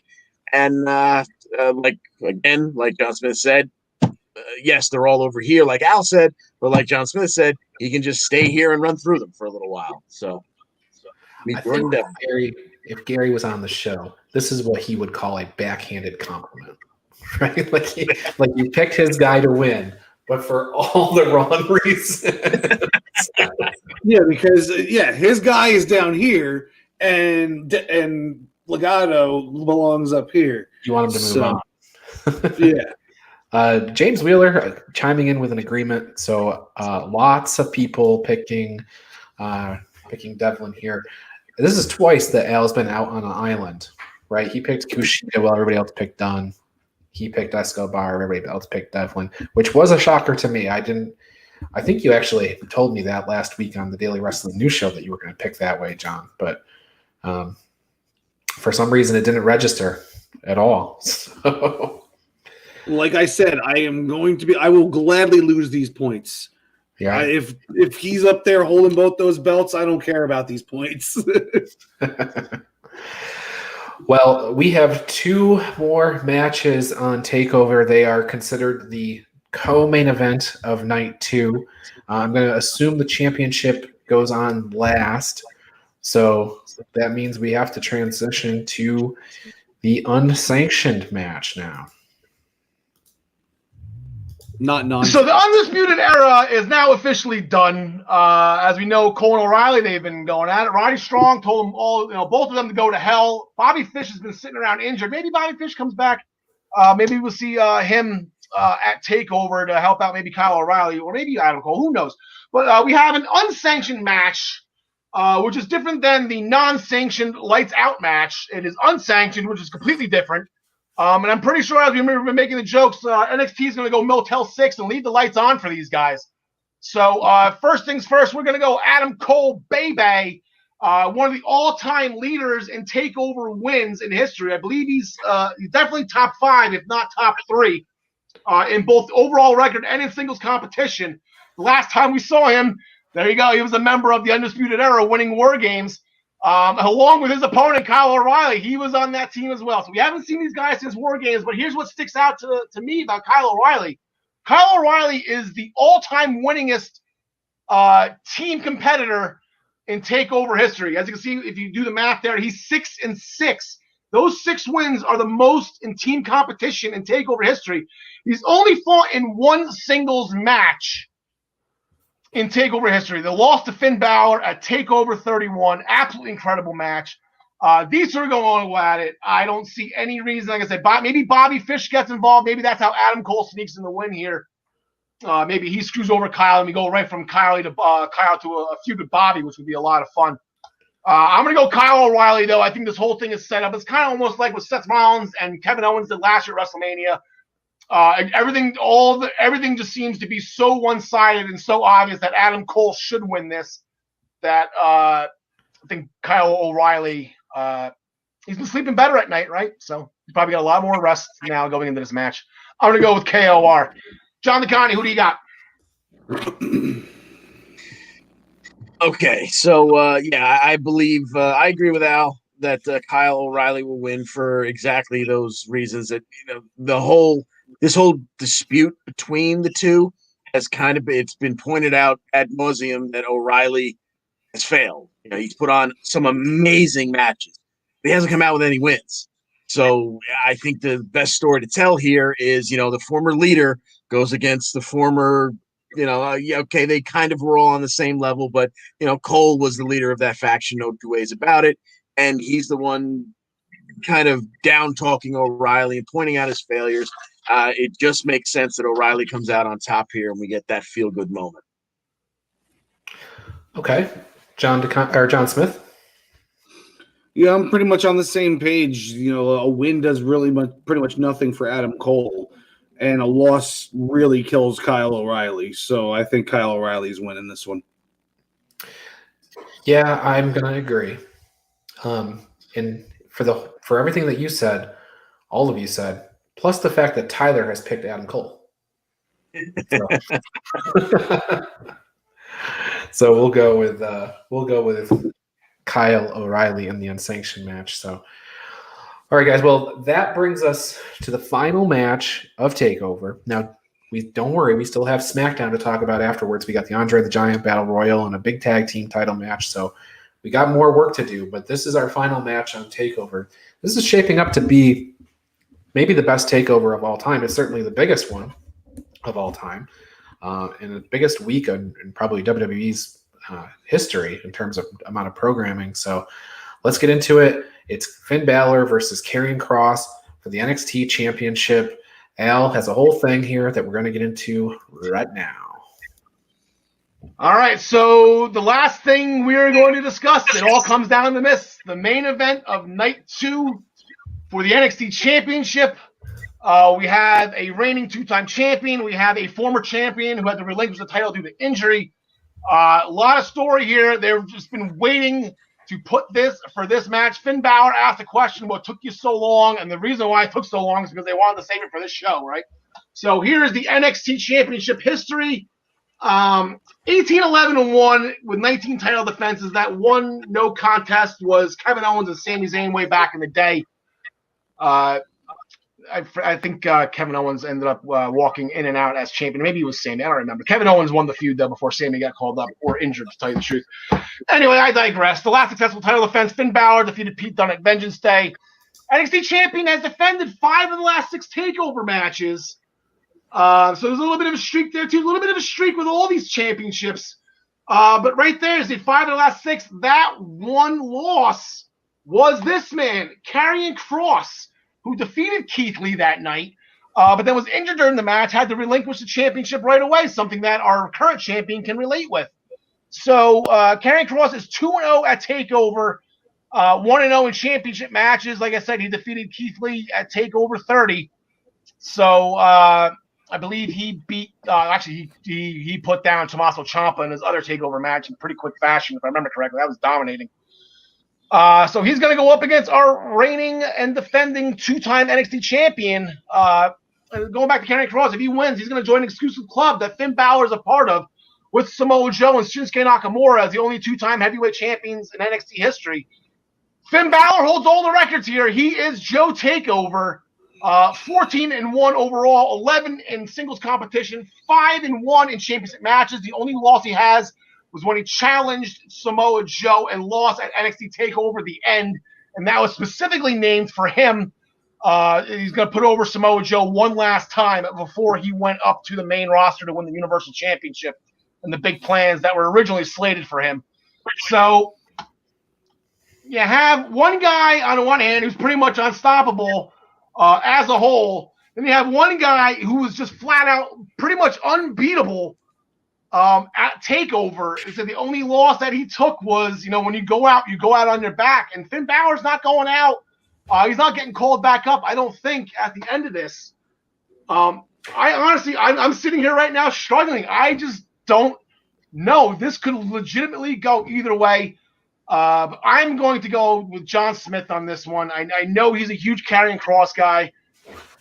Again, Finn Balor being, from Ireland, my mother, I'm going against both guys from Ireland today, and I don't like it. But I just don't see Santos or Karrion Kross.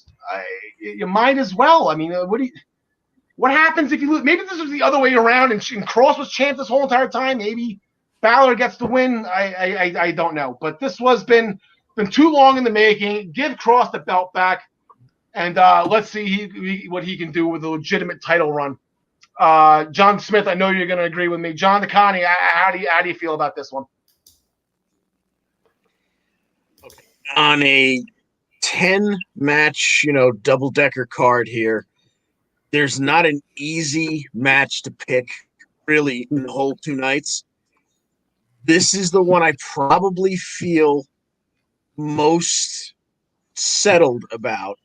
Just because I feel like, no disrespect to Finn, but, they had plans for Kross and they got cut short because of the injury. So putting the belt back on him makes sense. Once again, there's no match that I feel is a slam dunk on either night here. So I would not be surprised to be wrong, but I'm going with Karrion Kross because I just feel like whatever program they had built up for him is still waiting to unfold for us. So it makes a lot of sense here to see the title change hands. Karrion Kross, new champion. John Smith? Well, I'm still butthurt over him getting the title stripped away from him in the first place, and then Finn Balor getting to keep his for 2 months while he was hurt. But I digress because it will all be rectified in 2 nights, and Karrion Kross will win this match. And Al brought up a good point that I was going to bring up, and it's that I'm pretty sure Finn Balor will be beating Karrion Kross for this title after like a 7-month reign if if everything had went according to plan. But it didn't, and this is what we're getting. And I'm not 100%, but I'm about 98% that Karrion Kross is coming out with that title. So I picked Kross. Tyler picked Kross. Everybody's picked Kross. What is the scenario? And John DeConnie, I'll flip this to you. How does Finn Balor beat the odds here? What's the story that gets us there? My God, I don't, I don't really, I don't see why. I just think Kross is too much of a destroyer. I mean, unless he works his shoulder the whole time, and they gimmick a re-injury of that shoulder, and then he gets him to tap or something crazy like that, or pass out or something like that. But it's too easy to write in that Finn has had the problems with his jaw, so therefore the skull in general. And Kross's finishing move is a forearm shiver to the back of the skull. It's just too easy to see the lights going out on Balor. I'll bring up another. I'll bring something else up. Here's another opportunity. Perhaps the sins of Karrion Kross's past come back to haunt him. Maybe T-Bar, maybe Keith Lee.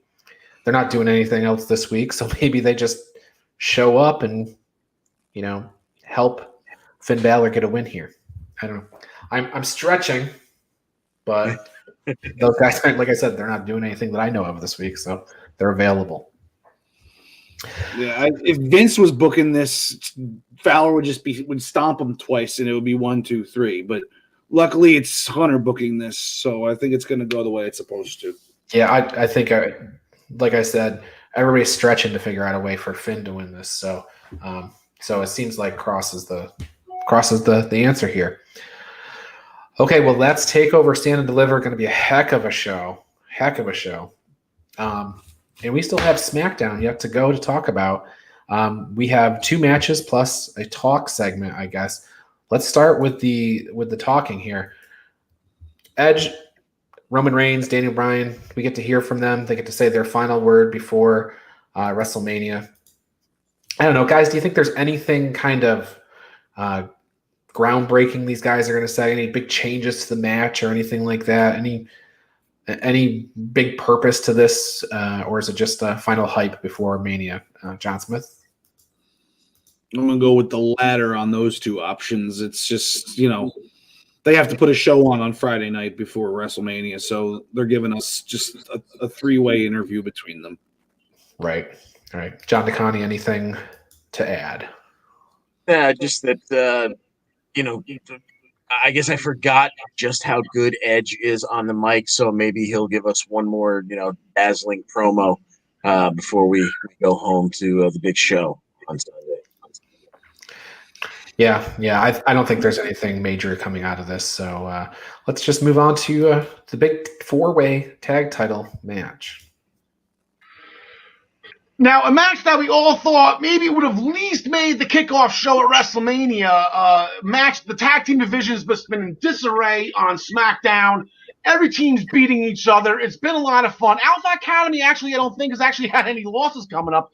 They've been kind of taking control of everything. But we have Dolph Ziggler, Robert Roode. They're going to be defending the SmackDown Tag Team Championships in a fatal 4-team match. Not sure if it's elimination or if it's a 1-fall finish. Not exactly sure if they announced that or not. Going against Alpha Academy, the Street Profits, and the Mysterios. So, like I said, everyone's been beating each other. The Mysterios, huge win over the Street Profits. The Street Profits kind of have a tag team title rematch somewhat in their back pocket. Sonya Deville promised them that a couple months ago. But I'm actually going to go, if it was points on the line, if it was WrestleMania, I would have picked Ziggler and Roode. I'll be honest with that. I'm big Dolph Ziggler fan and Robert Roode. I like the 2 of them together. I would like to have had them, get the win as a team and the title defense down in the record book at WrestleMania, but it's not. So we actually have a once-in-a-lifetime thing here. Father and son going for the tag team championships. I'm not exactly sure you're going to have many opportunities to do this, whether it's the Mysterios or another family down the line. They are the Griffies of pro wrestling. Reminded when Ken Sr. and Ken Jr. hit back-to-back home runs for the Mariners. We got a once-in-a-lifetime shot here, so I'm going to pick that just for the sentimental value. Then maybe down the line, the Alpha Academy will take it from them, and they can get their start going. So, John DeConnie, what do you got on this one? Well, I wasn't entirely sure because this is almost being treated like a pre-show, so I thought points were going to be on the line. So that lifted so much weight off my shoulders to hear Al say that this isn't for points. So while I think that that's a heck of a story to tell with the Mysterios winning, I just think because spoiler, I've got the other tag titles flipping. I think someone's got to retain somewhere along the way here, so I'm going to go with the Dirty Dogs retaining.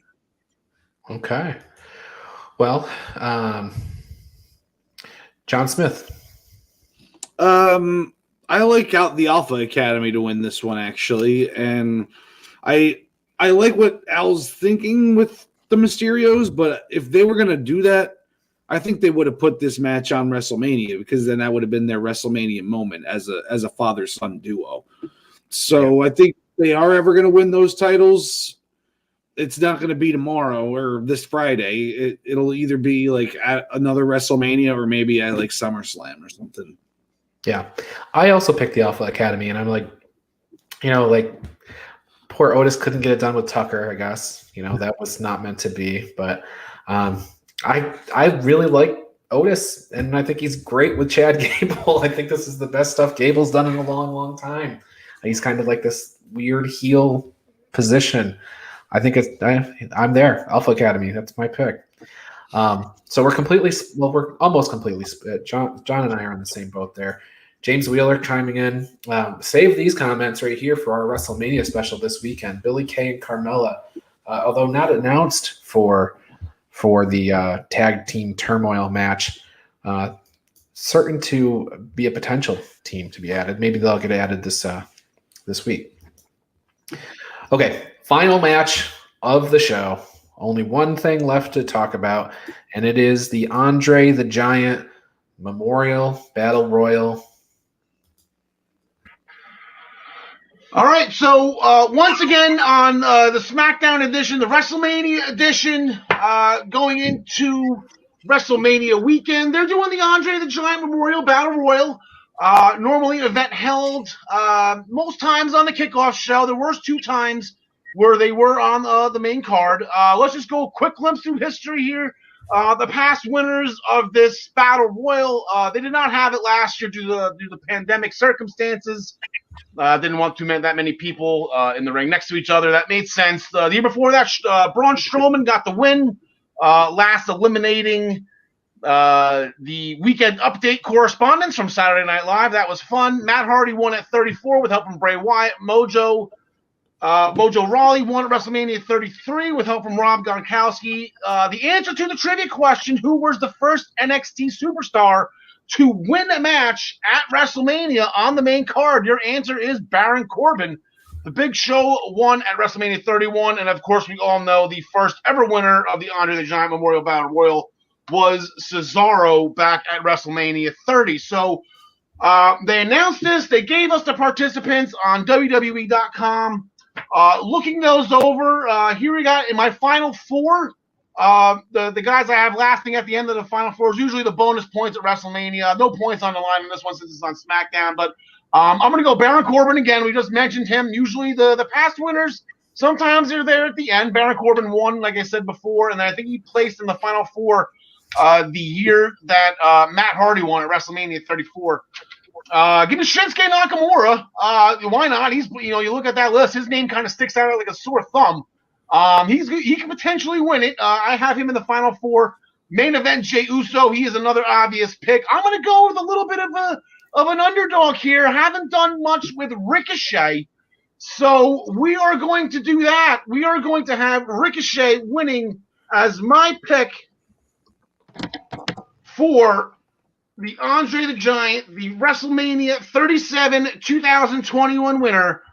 Give me Ricochet. Get him kickstarted with something. I think he can really kind of use this win, to put next to his name, next to that U.S. title win on his graphic. John Smith, as our resident Andre the Giant enthusiast, this is the Battle Royal after your boy Who are you taking in this one, pal? There will be no survivors. Here's your graphic to show you who's in it, in case you need it. Yeah, I think I had seen a list. Yeah, this looks about right. Yeah, I mean, if Andre was in it, I'd be picking Andre, but I'll take. I'm going with Nakamura on this one. I think it's kind of his consolation prize for not being part of Mania and also having to lay down to Seth Rollins a couple times the past month or so. Nakamura, I like that as a pick. I think he's he's underrated in the WWE locker room. John DeConnie, who you got? Yeah, now again, I thought we were going to have to. These were for points, so I thought we were going to have to pick our final four, and I started getting a little weirded out. You guys busted my chops when I kind of went out of nowhere and wound up agreeing with Al not too long ago on one of these pay-per-views. And as he's reading, I got Corbin in my final four. I got main event Jey Uso in my final four. I got Shinsuke in my final four. And then he said he's picking an underdog, and I went, you got to be kidding me. He went with Ricochet. Just for S's and G's, I'm going with Mustafa Ali. Okay. So we have a Ricochet pick, we have a Shinsuke pick, we got a Mustafa Ali pick. I don't have any picks from Tyler, and I don't have James Wheeler hasn't chimed in yet, so I don't know who he's picking. But I am picking another perhaps underdog. I'm picking T-Bar. I think that's like out of nowhere, and they just split up Retribution, and I think maybe he's a great big guy. It's not unprecedented that people have a big win to kind of kickstart their career in this match, like Mojo Rawley. Do you think there's an unmasking involved? I hope so. I think that and I'm not perhaps Keith Lee gets involved in this match. So these people that are here are the announced participants. Mace is up there in the corner. The stand and deliver graphic is still in front of him, but pull that down. But yeah, I like T-Bar in this. I think it's a possibility that we get something going with him. And I bring up Keith Lee only because he's not announced anywhere, and he could be a nice little surprise for Friday night. So, what about Sheamus? Sheamus has got Riddle at Mania. Oh yeah. Duh. So we're okay with him. And we have just a couple of minutes here, guys. This is the end here as far as SmackDown goes. But in terms of Mania, the names that we don't have are Charlotte and Bayley. What are we doing with Charlotte, Bayley, and of course Keith Lee? I just mentioned. John Smith, any thoughts on Charlotte and Bayley for this Mania?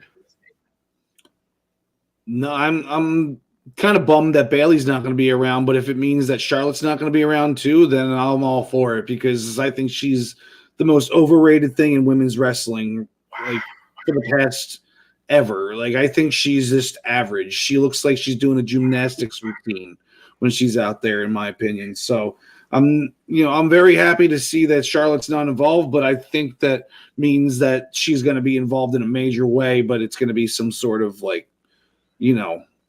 WrestleMania moment with some sort of interference somewhere that you're not expecting or something like that.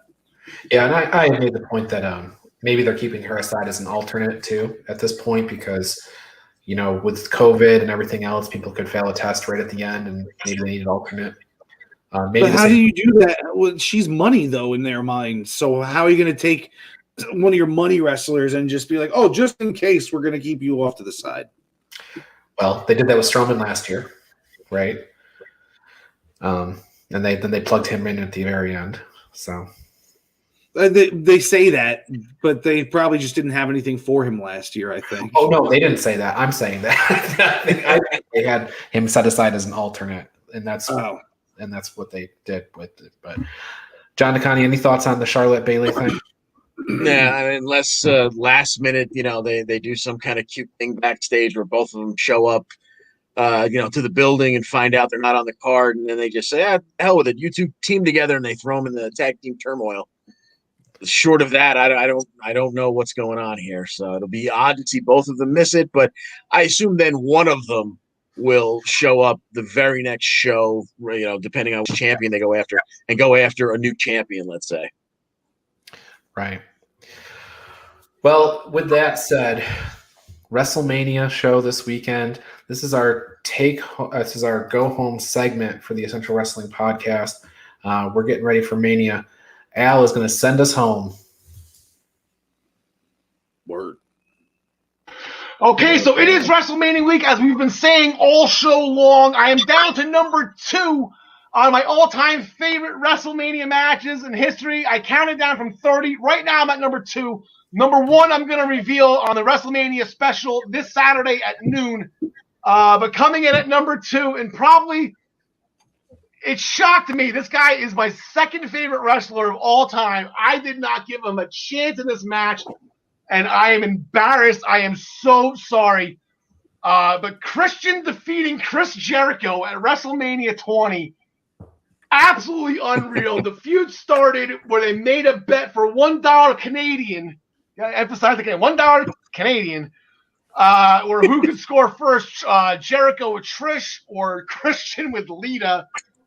And then Jericho ended up falling for Trish in the long run. She got pissed. The whole thing was just, these two are idiots, and it was absolutely incredible. So they had the match at WrestleMania. Christian, he got the win. Here's the most important thing. He got the win before the Trish heel turn, and she ended up going to Christian. So not only did he get the win over Chris Jericho, the first ever undisputed champion, the guy who just wrestled Shawn Michaels the year before in an absolutely 5-star thriller, Christian got the win. He got the girl at the end. He was making out with her at the top of the stage. It was, oh my God, I couldn't have been more proud of my guy Christian for winning that match. So that is my number 2, my second favorite WrestleMania match of all time for WrestleMania 20. And, despite the stories and the hilarity of these two, the heels they were before Jericho turned face and whatnot, like this was an absolutely incredible match when you put two best friends in there together, similar to what hopefully Sami Zayn and Kevin Owens will be doing at WrestleMania. It's just going to absolutely shine. So with that, I'm going to give Ryan a little bit of some time to gather himself. I'm going to do the closing promotions as well. Might as well. This was all being taped. I might as well just do my job while I have the camera rolling here. The Primetime Rundown, powered by StreamYard, will be airing at 6 p.m. on Friday nights. Join Joey Jarzenka, Ian Schreier, and Rob DeLuca as they take you through the wide world of sports right here on all of the Eastern Observer platforms. Please make sure you go to the EasternObserver.com for more information. The Daily Wrestling News Show airs on Mondays through Thursdays, and this week will be on Friday at 10 a.m. Get your morning cup of joy in with Ryan and his band of merry co-hosts right here on all the Eastern Observer platforms. I believe it is WrestleMania week this week. Ryan is taking the week off. He is busy. He's got about 5,000 indie shows to go to this week. So he's doing some more WrestleMania weeks with some stuff we didn't talk about during the prior one when he was on vacation. Not to mention this Friday, we did a WrestleMania statistics show. So if you want to just get amped up, if you're a numbers junkie like I am, a complete numbers nerd, we have everything you could possibly ever want. That is going to be this Friday at 10 a.m., the WrestleMania Stats Show, to go along with everything that we did for WrestleMania week with John Smith, John DeConnie, myself, and Travis. So that is absolutely a great time. And staying with Ryan, the Body Slam Brigade, nearly 4,000 subscribers receive this weekly column each week. Make sure you go to minutestobelltime.com to subscribe to the Body Slam Brigade. It is by Ryan for you for free. The Black Cats NYC, please make sure you get their new album, Free Cake, on all of these music platforms. You can go to Pandora. You can go to Spotify, YouTube, Deezer. I've never heard of Deezer. I'm kind of intrigued on what Deezer actually is. But you can go to all of these places and get the new album by the Black Cats NYC called Free Cake. And then this one is for the ladies. If you're upset with the whole process of putting on your eyelashes, let me tell you about these new magnetic and adhesive lashes that my wife is now proudly selling. Take a look at this picture of her, and as you can see, they make your they look just like eyelashes you put on, but with magnetic eyeliner or an adhesive eyeliner. It just makes the process 10 times easier. Please join Steph's Lovely Lashes on Facebook for more details on these amazing Tory Bell products. The process is as easy as liner, lash, boom. Please go to ProWrestlingPick'em.com. This is the last weekend for this season. Please join in. Get all of your picks in for TakeOver, for Hardcore Justice, and especially WrestleMania. Get used to the format. Make your picks. The new season starts up the Monday right there, and we're kicking off strong with the new season. I believe the first show up is going to be Rebellion by Impact with Kenny Omega taking on Rich Swann to determine, I guess it's title for title, both titles on the line. There is a new scoring system. I revamped everything. There's actually going to be a major amount of points on the line in that match. So make sure you get used to everything now so that when the new season starts up this Monday, you will be ready to go. Make sure you can join the Essential Wrestling Podcast pool, or you can join a pool, create a private pool with just you and your friends. And then there's Saturday.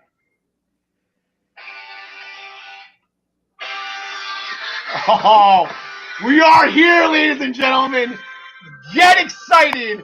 The WrestleMania special by the Essential Wrestling Podcast. We bumped our time back to 12 noon. We don't want to take your time away from Hardcore Justice. We have too much respect for Tommy the Dreamer on that one. So please join myself, John DeConnie, and John Smith this Saturday, April 10th at 12 noon. I will be on location on my beautiful island resort, if you want to call it that. But we will be going over all of our picks for WrestleMania. We are excited. I cannot wait. And I absolutely love this music.